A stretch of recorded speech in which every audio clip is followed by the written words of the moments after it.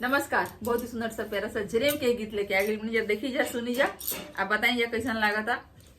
सभावा बैठला पापा सुना तन की नाजी, काई काई देवा पापा ला पर के रोकाई जी, काई काई देवा पापा ला पर के रोकाई जी। हाथी देवो घोड़ा देवो रुपिया बहुता जी, और कुछ बाकी होई तयामा से मांगा जी, और कुछ बाकी होई तयामा से मांगा हो। मचिया बैठला यामा सुना तारू की नाजी, काई काई देबुआ माला पर के रोकाई हो, काई काई देबुआ माला पर के रोकाई हो। सोना देवो चांदी देवो रुपिया बहुता हो, और कुछ बाकी होई त भैया से मांगा हो, और कुछ बाकी होई त भैया से मांगा हो। तसावा खेलता भैया सुना तारा की ना हो, काई काई देवा भैया ला पर के रोकाई हो, काई काई देवा भैया ला पर के रोकाई हो।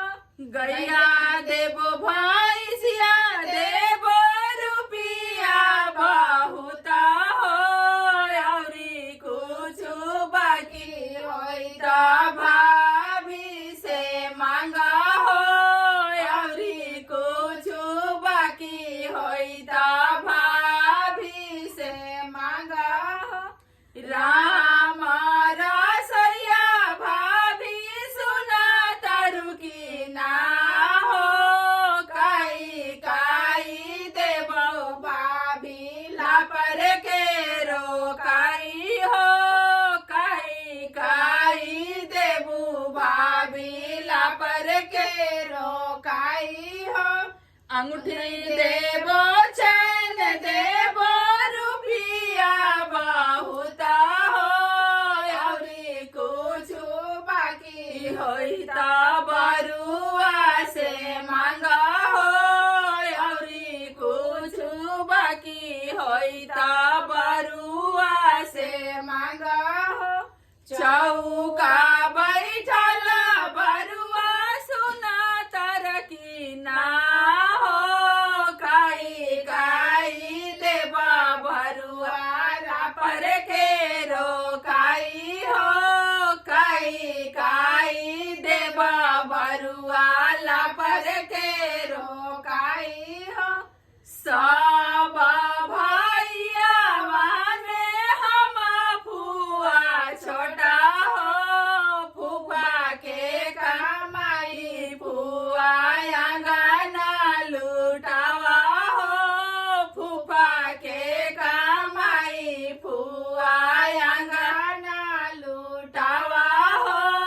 दीजा के कमाई दीदी अंगना लुटावा हो, जीजा के कमाई दीदी अंगना लुटावा हो। धन्यवाद। तो कैसा लागल हमनी के गीत कमेंट करी जा, बढ़िया बढ़िया कमेंट करी जा। गीत अच्छा लागल हमनी के वीडियो पर नया बनी जा, पहली बार देखते नहीं जा तो चैनल के सब्सक्राइब कर ली जा, वीडियो के लाइक करी जा, और सब्सक्राइब कर जा, तबे और गीत रउआ लोग के सुने के मिली। रउआ लोग भी जाई हमनी के चैनल के, मतलब ये गीत हमनी के पहुंची रउआ लोग भी। तो सब्सक्राइब कर ली जा, वीडियो को लाइक करी जा और शेयर भी करी जा। धन्यवाद।